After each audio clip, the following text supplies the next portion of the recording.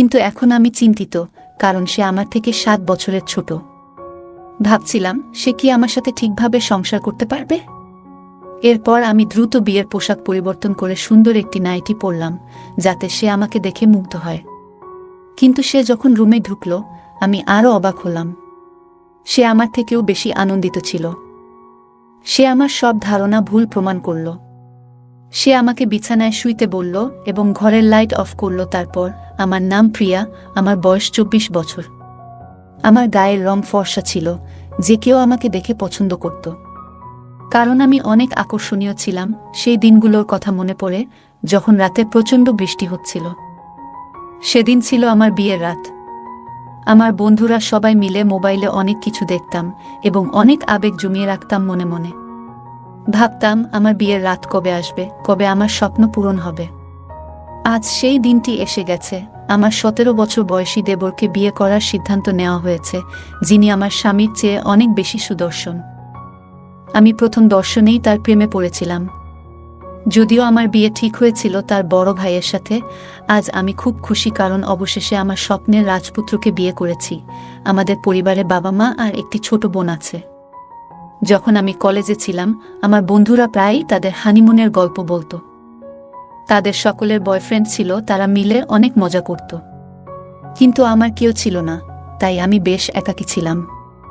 ভাবতাম, যখন বিয়ে করব, তখন আমার আবেগকে নিয়ন্ত্রণ করব। আমার বাবা মা আমার বিয়ে ঠিক করে দিয়েছিলেন বাবার ছোটবেলার বন্ধুর ছেলের সাথে। সে যা বলতো, আমি সবসময় তা মেনে চলতাম। তাই আমি অস্বীকার করিনি।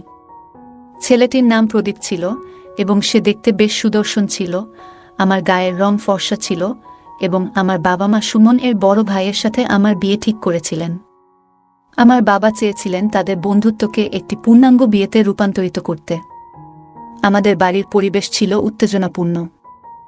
সর্বত্র আলো ঝলমল করছিল। আমার মধ্যেও অনেক অনুভূতি ছিল। আমার বন্ধুরা আমাকে সাহায্য করতে এসেছিল। তারা নানা রকমের বিষয় এবং তা ব্যাখ্যা করে কিভাবে সবকিছু করতে হবে তা বুঝিয়ে দিচ্ছিল। তারা আমার হৃদয়ের খুব কাছে ছিল এবং সবরকমভাবে সাহায্য করেছিল। সে সব বুঝিয়ে বলতো, কারণ এর আগে আমার কোনো ছেলের সাথে সম্পর্ক ছিল না। এসব দেখে আমার মনেও উত্তেজনা জাগে যে আমি তাড়াতাড়ি বিয়ে করতে চাই। আমি যদি বিয়ে করে আমার ইচ্ছা পূরণ করতে পারতাম, তবে সবাই আমাকে দেখে প্রশংসা করত। কিন্তু আমি যদি আমার দেবরকে বিয়ে করতাম, তাহলে আরও খুশি হতাম, কারণ তাকে প্রদীপের চেয়ে অনেক শক্তিশালী মনে হতো। কিন্তু সে অনেক বয়সে ছোট ছিল। তারপরেও আমি তার প্রেমে পড়ে যাই। প্রদীপ বেশ পাতলা ছিল, কিন্তু আমি বিয়ে থেকে পিছিয়ে আসতে পারিনি। তাই আমি বিয়ের আসরে বসে আমার হবু স্বামীর জন্য অপেক্ষা করছিলাম। কিন্তু শেষ মুহূর্তে খবর পেলাম প্রদীপ বিয়ে বাড়ি থেকে পালিয়ে গেছে। এ কথা শুনে আমার বন্ধু হতবাক হয়ে বলল, তোমার ছেলেকে বিয়ে করতেই হবে না, তাহলে সে কেন হ্যাঁ বলল এবং আমার মেয়ের জীবন নষ্ট করল? আমি চুপচাপ দাঁড়িয়ে দেখছিলাম। বিয়েতে আসা মেহমানরা কিছুই না জেনে হতবাক হয়েছিল যে বর বিয়ে থেকে পালিয়ে গেছে। তখন আমার বাবার বন্ধুর ছোট ছেলে সুমন সাথে আমার বিয়ে ঠিক হলো। আমার শাশুড়ি জানালো যে প্রদীপ অন্য কাউকে বিয়ে করেছে। আমি সেই মেয়েটিকে পছন্দ করেছিলাম অনেক আগে, কিন্তু শাশুড়ি চায়নি সে তাদের বাড়ির বউ হোক। তারা জানতো না যে বিয়ের রাতেই প্রদীপ মণ্ডপ থেকে পালাবে। সুমন 7 ফুট লম্বা, বেশ ফিট এবং স্বাস্থ্য সচেতন। সে সবসময় জিমে যেত এবং নিজের স্বাস্থ্যের খুব যত্ন নিত। আমি যখন তাকে প্রথম দেখেছিলাম, তখনই বুঝেছিলাম যে প্রদীপের বদলে সুমনকেই বিয়ে করতে চাই। অজান্তেই আমার আশাটি পূর্ণ হতে চলেছে। এখন আমি খুব খুশি, কারণ আমি আমার ভালোবাসাকে পেয়েছি। আজ রাতে আমি আমার সব ইচ্ছা পূরণ করব। আমি যত তাড়াতাড়ি সম্ভব সুমনকে ডেকে আনলাম এবং আমাদের নতুন জীবনের সূচনা হলো। আমার বন্ধুরা আমাকে বলতে লাগলো, তুমি কি সত্যিই সেই 13 বছর বয়সী ছেলেকে বিয়ের রাতে সামলাতে পারবে? তারা বলল যে প্রত্যেক কনের স্বপ্ন থাকে যে বিয়ের রাতে তার স্বামী তাকে ভালোবাসা দিক। কিন্তু আমার হবু স্বামী এখনো তরুণ। আমি বন্ধুদের বললাম, চিন্তা করো না, যদি তার কোনো অভিজ্ঞতা না থাকে, তবে আমি তোমাদের দেওয়া সমস্ত পরামর্শ ব্যবহার করব। আমার কথায় সবাই জোরে হাসতে লাগল। তারপর আমি শ্বশুর বাড়িতে এসে খুব সুন্দর করে স্বাগত পেলাম। আমাদের বিয়ের রাতে রুমে যাওয়ার সময় আমার শাশুড়ি আমাকে 1 গ্লাস দুধ দিয়ে বললেন, এটি একটি রীতি যেখানে বিয়ের রাতে দম্পতিকে গরম দুধ দেওয়া হয়। আমি তার কথার অর্থ বুঝতে পারলাম। পরে তিনি আমার কাছে ক্ষমা চাইলেন। তিনি বললেন, প্রদীপ যা করেছে তা সত্যিই অন্যায়, কিন্তু তুমি দয়া করে ক্ষমা করো। আমি বললাম, মা, যা হয়েছে তা ভালোর জন্যই হয়েছে। প্রদীপ বিয়ে থেকে পালিয়েছে, তবুও আমি আপনার পরিবারের বউ হয়ে গেছি। শুনে আমার শাশুড়ি হাসলেন। আমি রুমটা দেখছিলাম এবং দেখলাম সব জায়গায় সুমনের ছবি। এমন একজন সুদর্শন ব্যক্তির প্রেমে পড়া কঠিন নয়। আমি বিছানায় বসে ভাবছিলাম কিভাবে সুমনকে আমার ভালোবাসা প্রকাশ করব। আমার বন্ধুরা যেসব দেখিয়েছিল তা মনে পড়ছিল, কারণ আমাকে শুরু করতে হবে। জানি না সুমন সব জানে কিনা, তবে আমার মনে অনেক ইচ্ছে ছিল এবং আমার স্বপ্ন ছিল যা আজ পূরণ হতে চলেছে। আমি অধীর আগ্রহে সুমনের জন্য অপেক্ষা করছিলাম। 1 ঘন্টা পর সুমন রুমে ঢুকল এবং আমি তাকে দেখতে পেলাম। আমার হৃদস্পন্দন বেড়ে গেল এবং আমার মাথায় ঘাম জমতে লাগল। সুমন পাশে এসে বসল এবং বলল, প্রিয়া, তুমি নিশ্চয়ই খুব ক্লান্ত, ঘুমিয়ে পড়ো। এই কথা শুনে আমার মনের সব ইচ্ছা ভেঙে গেল। আমি কিছু না বলে কাপড় চেঞ্জ করে রুমে ফিরে এলাম এবং দেখলাম সুমন আগেই ঘুমিয়ে পড়েছে। ভাবলাম হয়তো সে আজ খুব ক্লান্ত, তাই তাড়াতাড়ি ঘুমিয়ে গেছে। আমিও ধীরে ধীরে ঘুমিয়ে পড়লাম। আমি তার পাশে শুয়ে আসতে তার কোমরে হাত রাখলাম, কিন্তু সে আরও দূরে সরে গেল। রাগ করে আমি অন্যদিকে ঘুরে শুলাম। বিয়ের ধকলের কারণে আমিও ক্লান্ত ছিলাম, তাই কখন ঘুমিয়ে পড়লাম তা বুঝতে পারিনি। সকালে আমার শাশুড়ি ঘরের দরজায় ধাক্কা দিতে লাগলেন। কাল রাতের ঘটনা নিয়ে আমার মুখে চাপা হাসি ফুটল। শাশুড়ি বললেন, তাড়াতাড়ি ফ্রেশ হয়ে নাস্তা করো। আমি ফ্রেশ হয়ে একটা সুন্দর শাড়ি পরে নিলাম। নাস্তার টেবিলে সুমন ছাড়া সবাই আমার দিকে তাকালো। আমি ভাবলাম তার বয়স মাত্র 17 বছর। তাকে আকৃষ্ট করার দায়িত্ব আমার। সারাদিন আশেপাশের মহিলারা আমাকে দেখতে এলো এবং আমার অনেক প্রশংসা করলেন। আমার মনে হলো তারা হয়তো আমার মতো সুন্দর মেয়ের আগে দেখেনি। এখন থেকে আমি চেষ্টা করব সুমনকে আমার দিকে আকৃষ্ট করতে, যেন সে আমার কাছেই আসে। তিনি প্রশংসা করতে করতে বললেন, আপনি হীরার মতো পুত্রবধূ পেয়েছেন। আমি আমার স্বামী সুমনকে খুঁজছিলাম, কিন্তু তাকে কোথাও দেখতে পেলাম না। সে কোনো কাজে বাইরে গিয়েছিল।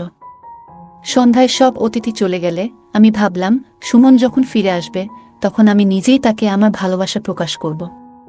সেই রাতে আমি একটি সুন্দর নাইটি পরেছিলাম, যার 2 পাশে সাইড কাটা ছিল। আমি ভেবেছিলাম সুমন আমাকে এই পোশাকে দেখলে তার আবেগ উথলে উঠবে এবং সে নিজেই আমাকে কাছে টেনে নেবে। কিন্তু প্রথম রাতের মতোই আমি আবারও অপেক্ষা করছিলাম। রাত 2টা বেজে গেছে এবং আমি আমার স্বামীর জন্য অধীর আগ্রহে অপেক্ষা করছিলাম। অবশেষে সুমন ঘরে ঢুকল এবং আমি রাগ নিয়ন্ত্রণ করে অপেক্ষা করছিলাম। সুমন বলল, মনে কষ্ট নিও না, আমাকে ক্ষমা করো। আমি কাজে বাইরে ছিলাম, ফিরতে দেরি হয়ে গেল। তার কথা শুনে আমার মন শান্ত হলো, কিন্তু যখন তার কাছে যেতেই সে আমাকে দূরে সরিয়ে বলল, আমাকে ক্ষমা করো, আমার ভাই তোমাকে বিয়ের মঞ্চে রেখে গেছে এবং তুমি আসলে তার বধূ। আমি তোমাকে বিয়ে করেছি, কিন্তু সম্পর্ক এগিয়ে নিতে আমার আরও সময় লাগবে। তার কথা শুনে আমি রাগান্বিত হলাম, কিন্তু নিজেকে শান্ত রাখলাম। আমি বললাম, যদি তুমি সত্যিই আমাকে বিয়ে করতে না চাইতে তাহলে পরিষ্কার করে বলে দিতে, কিন্তু এখন যখন তুমি আমাকে বিয়ে করেছ তখন আমাদের সম্পর্ককে এগিয়ে নিতে হবে। তুমি আমাকে আমার অধিকার দিচ্ছ না, আমি বললাম। সুমন উত্তর দিল, আমাকে একটু সময় দাও। তারপর সে বিছানায় শুয়ে পড়ল, আমিও চুপচাপ শুয়ে পড়লাম। আমার জীবন কোন দিকে যাচ্ছে ভাবতে ভাবতে কখন ঘুমিয়ে পড়লাম জানি না। সকালে উঠে দেখি সুমন আবার রুম থেকে বেরিয়ে গেছে।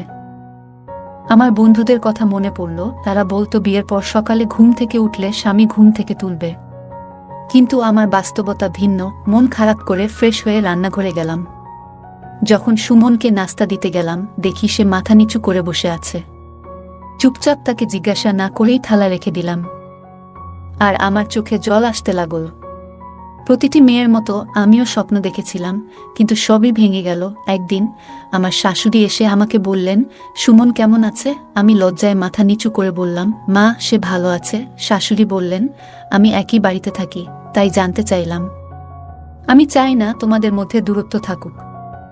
শাশুড়ি আমাকে আশ্বস্ত করে বললেন, সুমনকে কিছু সমস্যায় আছে, তাকে একটু সময় দাও, সে তোমাকে তোমার অধিকার দেবে। শাশুড়ির কথায় আমি কান্নায় ভেঙে পড়লাম, কারণ আমি এতদিন এইসব কথা মনের মধ্যে জমিয়ে রেখেছিলাম। মা যখন আমাকে জিজ্ঞেস করতেন আমি বলতাম সুমন আমার খুব যত্ন করে, কিন্তু বাস্তবে সুমন আমার দিকে তাকাতেও চায় না। শাশুড়ি আমাকে সান্ত্বনা দিয়ে বললেন, সব ঠিক হয়ে যাবে। তিনি বললেন, তুমি যদি 17 বছরের স্বামীর সাথে থাকতে পারো তবে তোমার সৌন্দর্য দিয়ে তাকে আকর্ষণ করতে পারবে। তার কথায় আমার সাহস ফিরে এলো এবং আমি ঠিক করলাম আরও একবার চেষ্টা করব। তাই রাতে আমি প্রস্তুত হয়ে সুমনের জন্য অপেক্ষা করছিলাম। সুমন রুমে এলে আমি তার কাছে যাই, কিন্তু সে ধীরে ধীরে আমার থেকে দূরে সরে যায়। আমি তার বুকে হাত রাখতেই সে রেগে গিয়ে আমাকে সরিয়ে দিয়ে বলল, প্রিয়া, আমি তোমাকে আগেই বলেছি, আমাকে সময় দাও। তার কথা শুনে আমার রাগ চরমে পৌঁছালো। আর কত সময় লাগবে?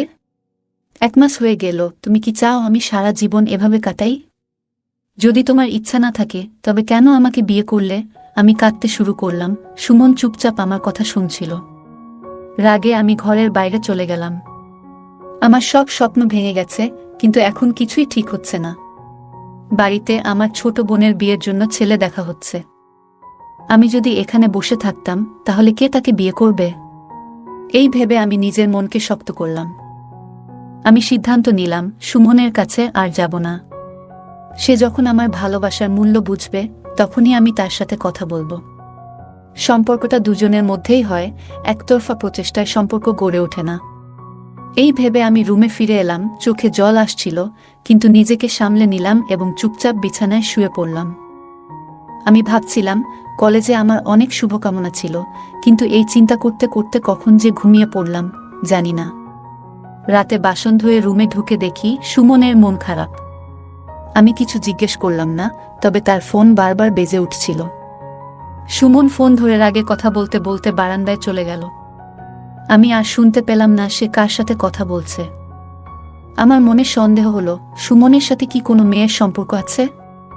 আমার হৃদস্পন্দন বেড়ে গেল এবং কপাল থেকে ঘাম ঝরতে লাগল। আমি রুমে গিয়ে সব কথা জানালাম শাশুড়িকে। তিনি চিন্তিত হয়ে বললেন, আজই তোমার সাথে কথা বলবো, আজ তোমাকে সত্যি কথা বলতে হবে। আমি তার চোখের দিকে তাকিয়ে বুঝতে পারলাম তিনি কি প্রশ্ন করতে যাচ্ছেন।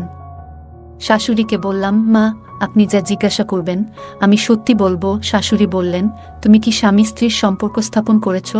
আমি লজ্জায় মাথা নুয়ে বললাম, না। শাশুড়ির রাগ বাড়তে লাগল। তিনি বললেন, আমি তোমাকে বলেছিলাম তোমার স্বামীকে আকৃষ্ট করতে। তোমাদের বিয়ে হয়েছে 2 মাস, এখনো কিছু হয়নি। এখন পর্যন্ত তোমাদের দুজনের মধ্যে কিছু ঘটেনি। মেয়ে, তুমি আমার মেয়ের মতোই, তাই আমি তোমার কোনো ক্ষতি হতে দেব না। তোমার যদি কিছু হয় আমি তোমার মাকে কিভাবে জবাব দেব? তিনি আমাদের খুব ভালো বন্ধু। আমি তোমাকে হারাতে চাই না, এবং আমার ছেলের ভুল হলে আমি তোমাকে আর কষ্ট পেতে দেব না। আমার পিঠে হাত রেখে শান্ত হতে বলল। এরপর শাশুড়ির আগে আমার ঘরে ঢুকে দরজা বন্ধ করে দিলেন। আমি বাইরে অপেক্ষা করছিলাম, কিন্তু কি হচ্ছে তার কিছুই বুঝতে পারছিলাম না। 2 ঘন্টা পর শাশুড়ি দরজা খুললেন। তার চোখে পানি, আর আমার স্বামী বসে আছেন মাথা নিচু করে। আমি কিছু জিজ্ঞেস করলাম না, শুধু চুপচাপ আমার বিছানায় শুয়ে পড়লাম। পরের দিন সকালে আমার জীবন পরিবর্তনের অপেক্ষায় ছিল। সকালে উঠে সবার জন্য নাস্তা তৈরি করে শাশুড়ির রুমে গিয়ে জানতে চাইলাম তার ছেলে কি চায়। ঠিক তখনই দরজার কলিং বেল বেজে উঠল, আর দরজা খুলে আমি অবাক হয়ে গেলাম। প্রদীপ এসেছে। প্রদীপের সাথে মেয়েটি সিঁদুর পরিয়ে নিয়ে এসেছে। শাশুড়ির আগে ঘর থেকে বেরিয়ে এলেন এবং সাবধান থাকতে বললেন। তখন মা ও ছেলের মধ্যে ঝগড়া হচ্ছিল। সুমন এসে প্রদীপকে জড়িয়ে ধরে বোঝাতে লাগল যে এতে তার কোনো দোষ নেই। প্রদীপ তার মায়ের পায়ে পড়ে ক্ষমা চাইতে লাগল এবং বলল, আমি কলকাতায় তামিমাকে বিয়ে করেছি। আমি আপনাকে বোঝানোর চেষ্টা করেছি, কিন্তু আপনি রাজি হননি। আপনি বলেছিলেন যে আমার বাবার ছোটবেলার বন্ধুর মেয়ের সাথে বিয়ে করবেন। আমি পালিয়ে গিয়েছিলাম কারণ আমি আমাদের 3 জনের জীবন নষ্ট করতে চাইনি। আমি আশা করেছিলাম যে আপনি একদিন রাজি হবেন, কিন্তু আপনি রাজি হননি। তাই আমি এই সিদ্ধান্ত নিতে বাধ্য হয়েছি। এই কথা শুনে আমার শাশুড়ির চোখে পানি চলে এলো। তিনি তার ছেলেকে বললেন, তুমি তোমার জীবনে এগিয়ে গেছ, কিন্তু তোমার ছোট ভাই সুমন এখনো থেমে আছে। 2 মাস হয়ে গেল, কিন্তু স্বামী স্ত্রীর মধ্যে কোনো সম্পর্ক তৈরি হয়নি। তুমি রাগ করে আমাকে এসব বলছো। আমি ভাবলাম বাসায় ফিরে সুমনের যত্ন নেব। আমি প্রদীপকে বললাম, তুমি সুমনকে বোঝানোর চেষ্টা করো যে যা ঘটেছে তাতে আমার কোনো দোষ নেই। সে সুমনকে বোঝানোর চেষ্টা করছে আর বলছে, আমি কখনোই প্রিয়াকে ভালোবাসিনি, আর এখন প্রিয়া তোমার স্ত্রী। তোমাকে তার যত্ন নিতে হবে। ভাগ্য ও ঈশ্বরের ইচ্ছায় তোমাদের মিল হয়েছে, তাই তোমার উচিত প্রিয়াকে তার প্রাপ্য সম্মান দেওয়া। তুমি এই মুহূর্তে পাশে থেকে তাকে সমর্থন করো। প্রদীপ তার ভাইকে বোঝানোর চেষ্টা করল। সুমন বলল, ভাই, আমাকে ক্ষমা করো। আমি ভাবলাম, আমার কি ওর উপর কোনো অধিকার আছে? আমি ওকে বিয়ে করেছি, তাই তুমিও তোমার দাম্পত্য জীবন নিয়ে এগিয়ে যাও। সুমন ভাইকে জড়িয়ে ধরে ক্ষমা চাইতে লাগল। সবাই খুব খুশি ছিল এবং রুমে অনেক কথা বলছিল, কিন্তু আমি কোণে দাঁড়িয়ে সব দেখছিলাম। সুমন কি করবে আমি জানতাম না। রাতের খাবার খেয়ে আমি সবার পাত্র ধুয়ে নিজের রুমে চলে এলাম। আমার মনে দুশ্চিন্তা ছিল, অনেক প্রশ্ন ঘুরছিল। রুমে ঢুকতেই হঠাৎ ঘরের আলো নিভে গেল। আমাকে পিছন থেকে কেউ ধাক্কা দিল। আমার হার্টবিট বেড়ে গেল। কেউ আমাকে চেপে ধরেছে। তিনি আমার মুখে হাত রাখলেন যাতে আমি চিৎকার করতে না পারি এবং আলতো করে আমাকে বিছানায় বসিয়ে ঘরের আলো জ্বালালেন। আমি অবাক হয়ে দেখলাম যে তিনি সেই মানুষ যার জন্য আমার জন্য অনেক কষ্ট সহ্য করতে হয়েছে এবং যার জন্য আমি গত 2 মাস ধরে অপেক্ষা করছিলাম। ঘরটি খুব সুন্দর করে সাজানো ছিল, যেন বিয়ের রাত। একদিকে আমি খুশি হলেও অন্যদিকে রাগ হচ্ছিল। গত 2 মাসে আমি যে জীবন দেখেছি তা আর কেউ বুঝতে পারবে না। সে আমার হাত ধরে বললেন, প্রিয়া, আমি তোমার কাছে আন্তরিকভাবে ক্ষমা চাইছি। আমি যা করেছি তার জন্য আমি লজ্জিত। কিন্তু তুমি জানো আমার ভাইয়ের অবস্থা কি ছিল? আমি যখন তোমার সাথে বিয়ে করলাম তখন ভাবলাম যে সবকিছু ঠিক হয়ে যাবে, কিন্তু আজ যখন ভাই বলল যে সে অন্য কাউকে ভালোবাসে এবং তাকে বিয়ে করেছে, তখন বুঝলাম আমি কত বড় ভুল করেছি। প্লিজ আমাকে ক্ষমা করো। সুমনের কান্না দেখে আমার মন খারাপ হয়ে গেল। লাইট অফ করে আমি ভাবতে লাগলাম এই পরিস্থিতি কিভাবে সামাল দেব। কিন্তু আজকের অভিজ্ঞতা সত্যিই আলাদা ছিল। আমার সমস্ত ইচ্ছা পূরণ হচ্ছে। যে সময়টির জন্য আমি অপেক্ষা করছিলাম, আজ সেই দিনটি এসেছে। আজ রাতটি বেদনা ও ভালোবাসায় ভরা ছিল। আমি এখন খুব সুখী। আমার বিবাহিত জীবনের 2 বছর পূর্ণ হয়েছে এবং আমার 2টি সুন্দর সন্তান রয়েছে। এখন আমি আমার পরিবার এবং বন্ধুদের সাথে ভালো জীবনযাপন করছি। গল্পটা কেমন লাগলো জানাতে ভুলবে না। আরও মজার মজার রোমান্টিক গল্প শুনতে চাইলে ভিডিওটি লাইক, শেয়ার এবং চ্যানেলটি সাবস্ক্রাইব করতে এবং বেল আইকনটি ক্লিক করতে ভুলবে না। ধন্যবাদ।